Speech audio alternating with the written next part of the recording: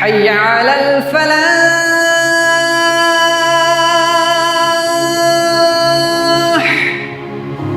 بسم اللہ الرحمن الرحیم. الحمد للہ وکفیٰ وسلام علی عبادہ الذین اصطفیٰ. اما بعد. محترم اساتذہ کرام اور عزیز طلبہ، آج یوم آزادی ہے. ہماری ملک کی تاریخ کا یہ ایک اہم دن ہے.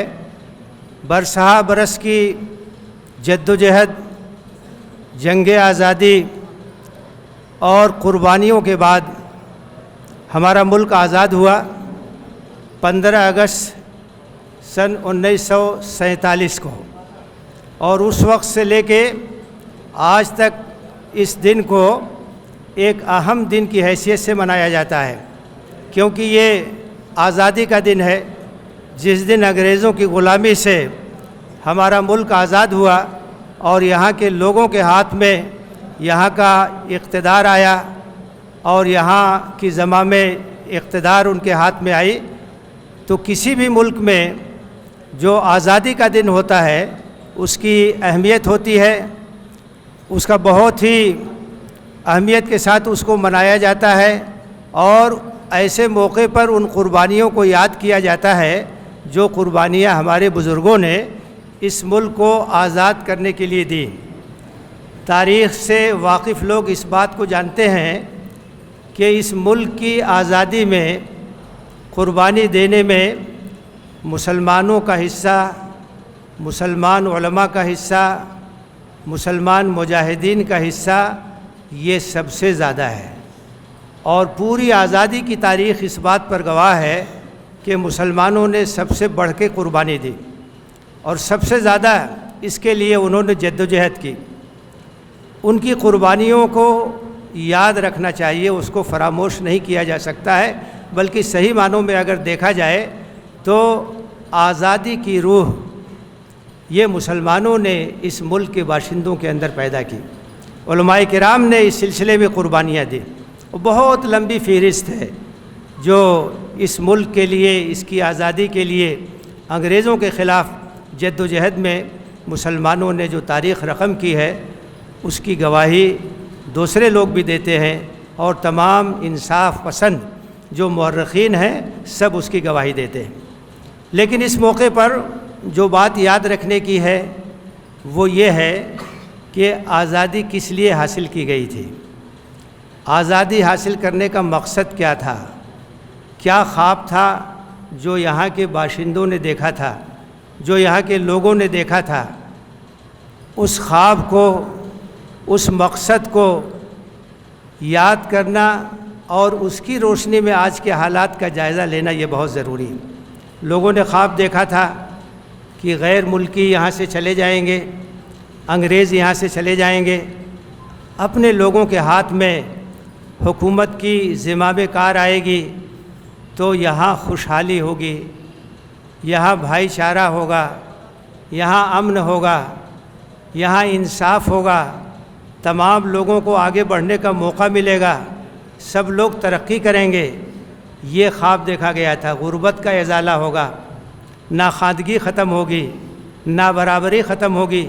چنانچہ آپ دیکھیں گے تو آزادی کے بعد جب ملک کا دستور بنا، اس دستور کے اندر اس بات کی صراحت کی گئی کہ اس ملک میں سب کے لیے عدل اور انصاف ہوگا، سب کو برابری کا موقع ملے گا، بھائی چارہ ہوگا، خوشحالی ہوگی.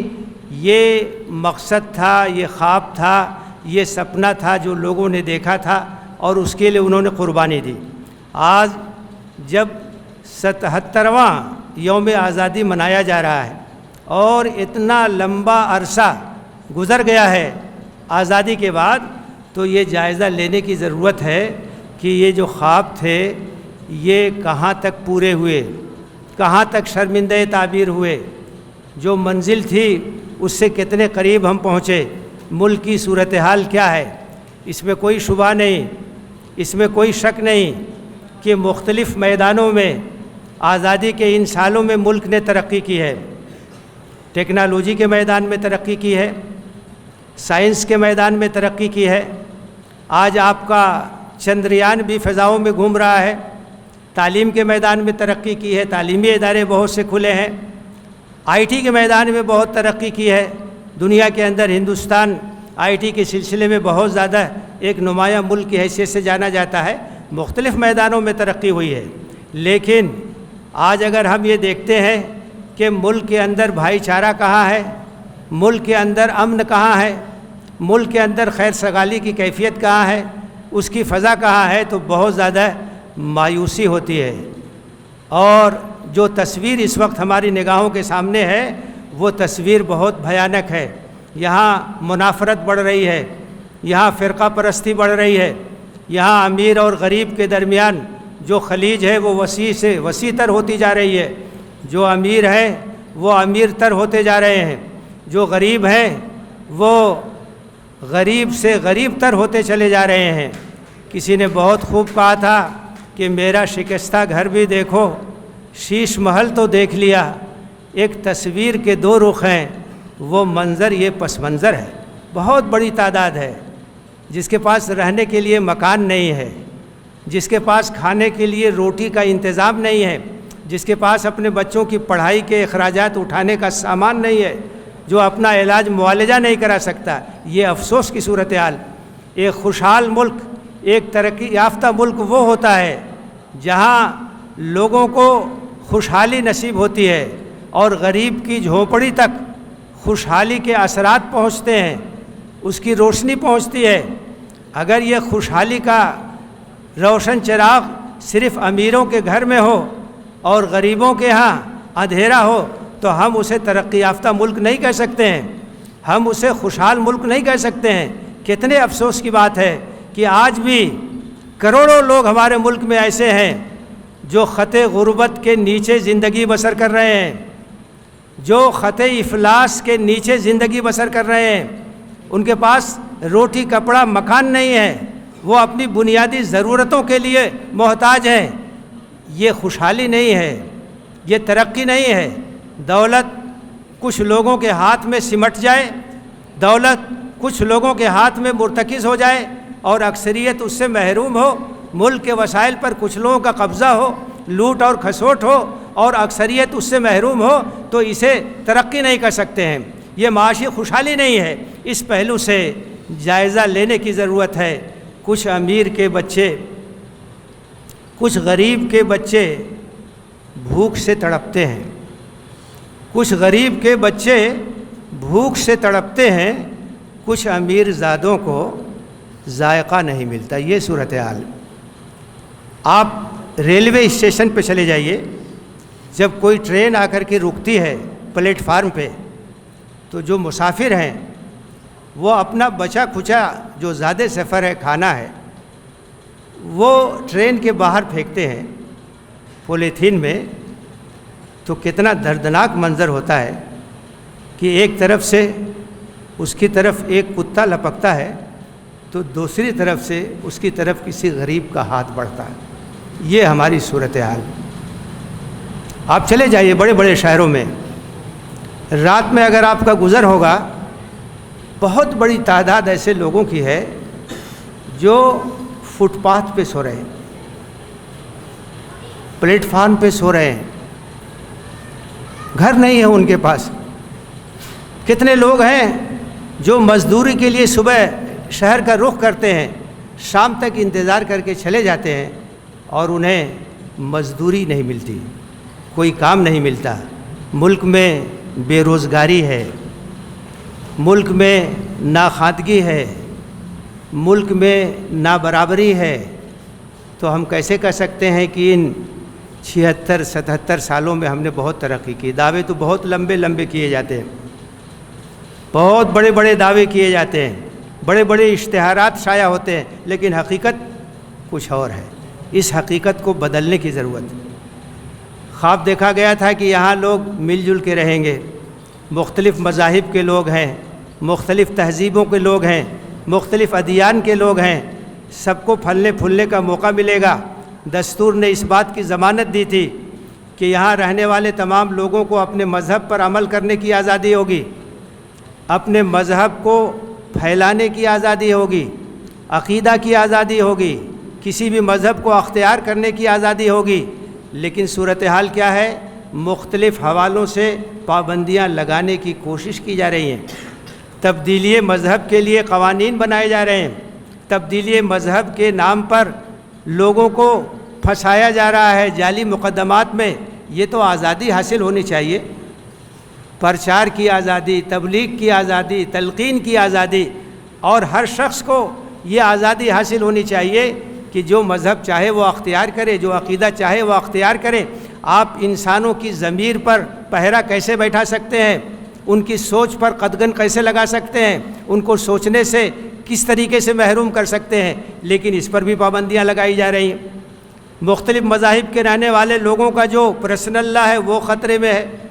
یہاں uniform civil code, common civil code لانے کی تیاری کی جا رہی ہے، تو ظاہر ہے کہ یہاں تو رہنے والے بہت سے مذہب کے لوگ ہیں، بہت سے دھرم کے لوگ ہیں، بہت سی تہذیبوں کے لوگ ہیں، سب کی طرف سے اعتراض ہو رہا ہے کہ یہ جو اختیار دیا گیا ہے ہمارے دستور میں کہ سب کو اپنے مذہب پر، اپنے دین پر عمل کرنے کی آزادی ہوگی، یہ اس کو کیسے سلب کیا جا سکتا ہے؟ اس کو کیسے چھینا جا سکتا ہے؟ اس کو کیسے ختم کیا جا سکتا ہے؟ یہاں انصاف کی بات تھی، انصاف ہر سطح پہ ہونا چاہیے، انصاف سماجی سطح پر بھی ہونا چاہیے، سب کو برابری کا درجہ ملنا چاہیے، سب کا احترام ہونا چاہیے، سب کی تکریم ہونی چاہیے، چھوا چھوت اور اونچ نیچ کا کوئی تصور نہیں ہونا چاہیے۔ لیکن آج بھی آپ دیکھیں گے تو کس طریقے سے تفریق برتی جا رہی ہے لوگوں کے درمیان، ان کے مختلف طبقات کے درمیان وہ سلسلہ قائم ہے۔ یہاں معاشی انصاف ہونا چاہیے، یہاں سیاسی انصاف ہونا چاہیے، ہر میدان میں انصاف اور عدل ہونا چاہیے، جس کی گارنٹی دی گئی تھی، جس کا وعدہ کیا گیا تھا۔ لیکن آج صورتحال کیا ہے؟ آپ اس کا مشاہدہ کر سکتے ہیں، آپ اس کو دیکھ سکتے ہیں۔ اور سب سے خطرناک چیز یہ ہے کہ اس ملک میں جس طریقے سے مذہبی منافرت پھیلائی جا رہی ہے اور جس طریقے سے یہاں فرقہ واریت کا زہر پھیلایا جا رہا ہے، یہ اس ملک کے لیے بہت خطرناک ہے، یہ اس ملک کے لیے بہت نقصان دہ ہے۔ جب لوگوں کے اندر بھائی چارہ ہوگا، جب لوگوں کے درمیان نفرت نہیں ہوگی، تو وہ اپنے سماج کو آگے بڑھا سکتے ہیں، وہ اپنے ملک کو آگے بڑھا سکتے ہیں۔ لیکن افسوس کی بات ہے، سیاسی مفادات کے لیے، اقتدار حاصل کرنے کے لیے، کرسی حاصل کرنے کے لیے یہاں مذہبی منافرت مسلسل پھیلائی جا رہی، اور ایسے لوگوں پر کوئی روک نہیں ہے۔ سر عام پبلک میٹنگ میں زہریلی تقریریں ہوتی ہیں، ہیٹ اسپیچ ہوتی ہے۔ سپریم کورٹ کی ہدایت ہے، عدالتوں کی ہدایت ہے کہ اگر اس طریقے سے کوئی اسپیچ ہوتی ہے، کوئی منافرت پھیلاتا ہے، اس کے خلاف ایکشن ہونا چاہیے، FIR ہونی چاہیے، کارروائی ہونی چاہیے، اور ایسے لوگوں کے خلاف سخت سے کارروائی ہونی چاہیے۔ لیکن چھوٹ حاصل ہے، کوئی FIR نہیں، کوئی ایکشن نہیں، کوئی مقدمہ نہیں، کوئی ان کے خلاف کارروائی نہیں۔ یہ سیاسی مفادات کو حاصل کرنے کے لیے جس طریقے سے آگ کے حوالے اس ملک کو کیا جا رہا ہے، اس کا نتیجہ کیا ہوگا؟ یہ نفرت کا لاوا یہ اسی طریقے سے بڑھتے بڑھتے جب ایک دھماکے کی شکل اختیار کرے گا تو یہ سماج درہم برہم ہو جائے گا، ملک کے اندر امن ختم ہو جائے گا، ملک کے اندر فرقہ وارانہ ہم آہنگی ختم ہو جائے گی۔ اس کے خلاف مضبوط آواز اٹھانے کی ضرورت ہے، اس کے خلاف تحریک چلانے کی ضرورت ہے، اس کے خلاف تمام لوگوں کو ساتھ لے کر کے آگاہ کرنے کی ضرورت ہے کہ حویلی جھونپڑی سب کا مقدر پھوٹ جائے گا، حویلی جھونپڑی سب کا مقدر پھوٹ جائے گا۔ اگر یہ ساتھ ہندو مسلموں کا چھوٹ جائے گا، دعا کیجئے کہ ہم میں پیار کے رشتے رہیں قائم۔ یہ رشتہ ٹوٹ جائے گا تو بھارت ٹوٹ جائے گا۔ ملک کی یکجہتی کے لیے خطرہ ہے، ملک کی سالمیت کے لیے خطرہ ہے۔ ایک ملک میں رہنے والے مختلف مذاہب اور تہذیبوں کے لوگوں کے درمیان اگر محبت نہیں ہوگی، اگر خیر سگالی نہیں ہوگی، وہ ملک ترقی نہیں کر سکتا۔ آزادی کی لڑائی کامیابی کے ساتھ یہاں کے لوگوں نے اس لیے اس میں کامیابی حاصل کی تھی کہ وہ ایک ساتھ تھے، وہ کندھے سے کندھا ملا کر کے آزادی کی تحریک میں شامل تھے، دوش بدوش اس تحریک کو آگے بڑھا رہے تھے۔ اگر ملک کو آگے بڑھانا ہے، مضبوط رکھنا ہے، تو یہ جو منافرت کا سلسلہ ہے اس کو ختم کرنا ہوگا، اور اس کے سوتوں کو، اس کے سرچشموں کو بند کرنا ہوگا، اور جو تنظیمیں، جو افراد اس طرح کی فضا کو بناتے ہیں ان کے خلاف کارروائی کرنی ہوگی۔ یہ نہیں سمجھنا چاہیے کہ آگ لگے گی تو صرف ہمارا گھر جلے گا. جب آگ لگتی ہے تو اس کی زد میں سب لوگ آتے ہیں. لگے گی آگ تو آئیں گے گھر سبھی زد میں. لگے گی آگ تو آئیں گے گھر سبھی زد میں. یہاں پہ صرف ہمارا مکان تھوڑی ہے، سب کے مکان جلیں گے. یہ سمجھنا چاہیے، دور اندیشی ہونی چاہیے کہ اگر آگ لگے گی محلے میں تو آگ یہ نہیں دیکھتی ہے کہ یہ کس مذہب کے آدمی کا گھر ہے. آگ یہ نہیں دیکھتی ہے کہ یہ کس کمیونٹی کے آدمی کا گھر ہے. آگ تو جب پھیلتی ہے تو وہ پھیلتی چلی جاتی ہے. اتنی آسانی سے قابو میں کہاں آتی ہے آگ؟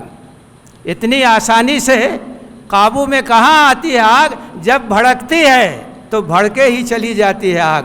جب بھڑکتی ہے تو بھڑکے ہی چلی جاتی ہے آگ. پاسباں آنکھیں ملے، انگڑائی لے، آواز دے، اتنے عرصے میں تو اپنا کام کر جاتی ہے آگ. اتنے عرصے میں تو اپنا کام کر جاتی ہے آگ. اور ایک پیغام اس غزل کے ایک شعر میں حافظ میٹھی نے دیا تھا، نرمی کی بھی ضرورت ہوتی ہے، ملاطفت کی بھی ضرورت ہوتی ہے، لیکن کبھی کبھی سختی کی بھی ضرورت ہوتی ہے. حل ہوئے ہیں مسئلے شبنم مزاجی سے مگر، حل ہوئے ہیں مسئلے شبنم مزاجی سے مگر، گتھیاں ایسی بھی ہیں کچھ جن کو سلجھاتی ہے آگ. گتھیاں ایسی بھی ہیں کچھ جن کو سلجھاتی ہے آگ. اس نازک موڑ پر جہاں ہمارا ملک کھڑا ہے، ہمارا سماج اور ہمارا معاشرہ کھڑا ہے، اس بات کی ضرورت ہے کہ جو دور اندیش لوگ ہیں وہ کھڑے ہوں اور ایک مہم کا آغاز کریں اس نفرت کے خلاف، اس منافرت کے خلاف، اس نابرابری کے خلاف، اس ناانصافی کے خلاف. اور ملک کے اندر ہم خیال لوگوں کو ساتھ لے کر کے ایک تحریک چلائیں، آواز اٹھائیں. بغیر آواز اٹھائے کوئی کام نہیں ہوتا ہے. جب تک آپ آواز نہیں اٹھائیں گے کوئی سننے والا نہیں ہوتا ہے. ایک بڑی تحریک کی ضرورت ہے، ایک آزادی کی نئی جنگ کی ضرورت ہے. یہ جو جنگ ہوگی یہ معاشی نابرابری کے خلاف ہوگی، یہ سماجی ناانصافی کے خلاف ہوگی، یہ سیاسی استحصال کے خلاف ہوگی، یہ منافرت کے خلاف ہوگی، یہ یکجہتی کے لیے ہوگی، یہ محبت کے لیے ہوگی، یہ بھائی چارہ کے لیے ہوگی. یہاں کے رہنے والے لوگوں کے درمیان خیر سگالی کے جذبات کو پروان چڑھانے کے لیے ہوگی. اس لیے ہوگی تاکہ یہاں رہنے والے تمام لوگوں کو اپنے مذہب پر عمل کرنے کی پوری آزادی ہو، اس کی تبلیغ کی پوری آزادی ہو. ہر شخص کو آزادی ہو کہ وہ اپنی مرضی سے جس مذہب کو چاہے اختیار کرے. کسی کے شاعر پر حملہ نہیں کیا جائے گا، کسی کے مذہبی مقامات پہ حملہ نہیں کیا جائے گا، کسی کے پرسنل اللہ پہ حملہ نہیں کیا جائے گا، کسی کے اداروں پہ حملہ نہیں کیا جائے گا. اس کے لیے جنگ ہونی چاہیے، اس کے لیے جدوجہد کرنا چاہیے، اس کے لیے سنگھرش کرنا چاہیے، اس کے لیے فیصلہ کرنا چاہیے. اگر اس نازک دور میں اور اس فیصلہ کن مرحلے میں اس طرح کی جنگ کا اور اس طرح کی مہم کا فیصلہ نہیں کیا گیا تو ملک کا مستقبل تباہی کی طرف جا رہا ہے، بربادی کی طرف جا رہا ہے. اس کے لیے جدوجہد کی ضرورت ہے. مسلمانوں کو اس سلسلے میں جو نمایاں رول ادا کرنا چاہیے اور ان کو اس سلسلے میں جو قائدانہ رول ادا کرنا چاہیے اس پر انہیں غور کرنا چاہیے. ہماری حیثیت کیا ہے، ہمارا مقام کیا ہے، ہمارا منصب کیا ہے، ہماری ذمہ داری کیا ہے. کیا ہم بھی دنیا کی عام قوموں کی طرح ایک قوم ہے؟ ہندوستان کے اندر اتنی بڑی تعداد میں مسلمان رہتے ہیں، 20 کروڑ سے زیادہ ان کی تعداد ہے. اتنی بڑی تعداد میں رہنے والے مسلمان اگر ان کو شعور حاصل ہو جائے اپنے مقصد زندگی کا، اپنی ذمہ داریوں کا، ان کو ادا کرنے کے لیے وہ کھڑے ہو جائیں تو اس ملک کے اندر ایک بہت بڑی تبدیلی آ سکتی ہے. ہم تو شکایت کرتے ہیں کہ ہمارے ساتھ یہ زیادتی ہوئی، ہمارے ساتھ یہ ناانصافی ہوئی. صحیح ہے، شکایت کرنا چاہیے، ناانصافیوں کا ذکر کرنا چاہیے، ان کے ازالے کے لیے جدوجہد کرنی چاہیے. لیکن ہمیں یہ بھی دیکھنا چاہیے کہ ہمارے اوپر جو ذمہ داریاں تھیں ان ذمہ داریوں کو ہم نے کتنا ادا کیا. اس ملک کا جو حق تھا ہمارے اوپر اور حق ہے، اس حق کو ہم کس حد تک ادا کر رہے ہیں. اس پر ہمیں غور کرنا چاہیے، اس پر ہمیں سوچنا چاہیے. مسلمان عام دنیا کی امتوں کی طرح سے کوئی امت نہیں ہے، عام قوموں کی طرح سے کوئی قوم نہیں ہے.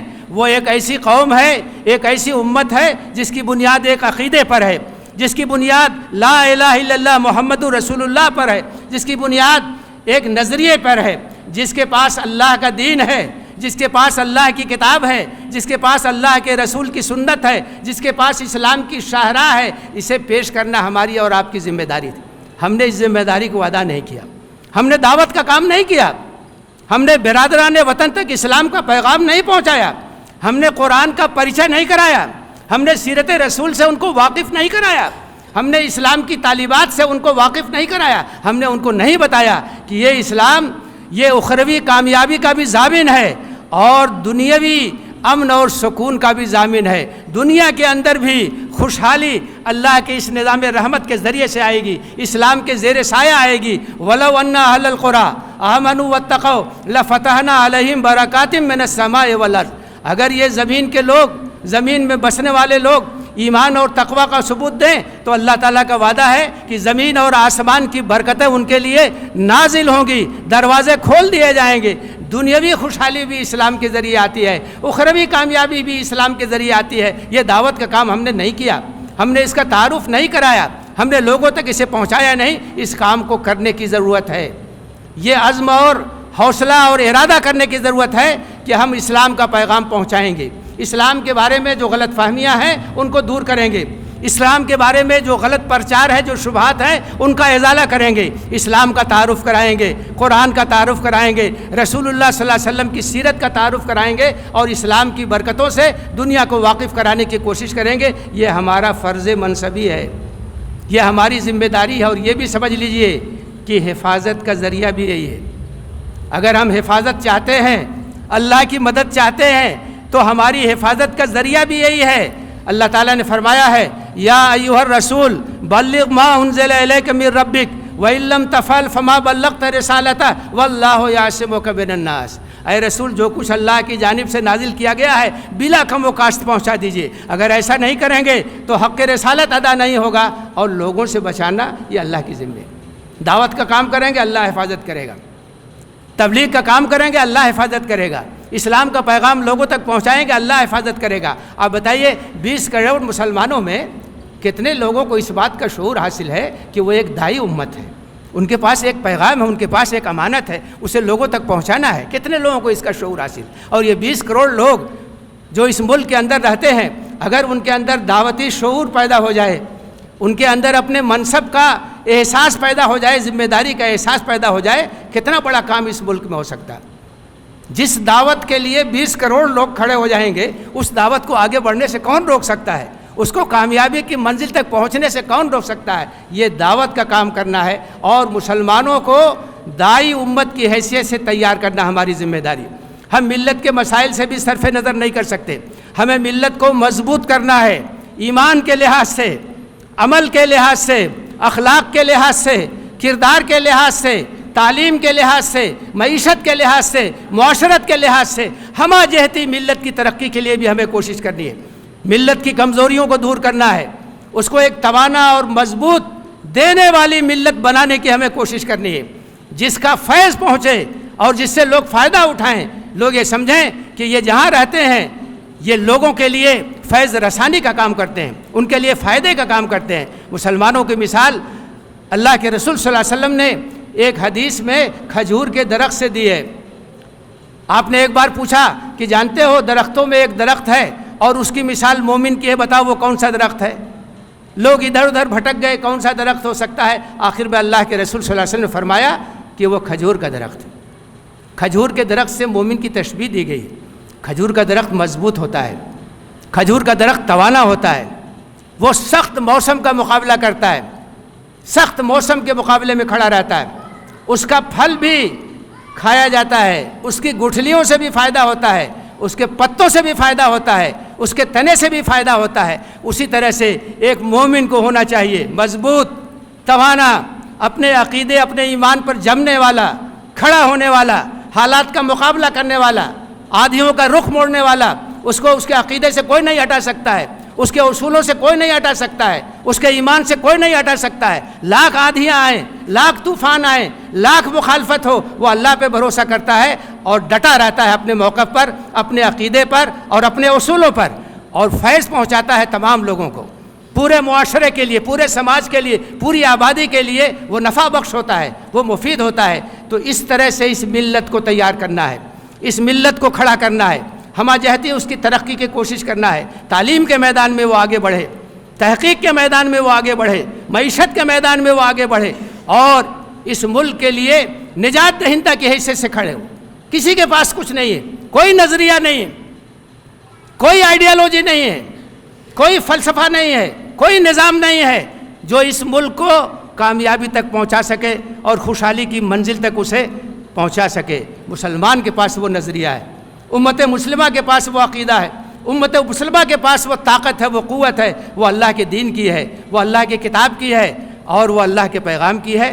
ضرورت اس بات کی ہے کہ اس ملت کی کمزوریوں کو دور کیا جائے اور اس کو اس کے منصبے فرض منصبی کے لحاظ سے تیار کیا جائے، سرگرم کیا جائے، ایکٹیو کیا جائے تو ملک کے حالات بدل سکتے ہیں.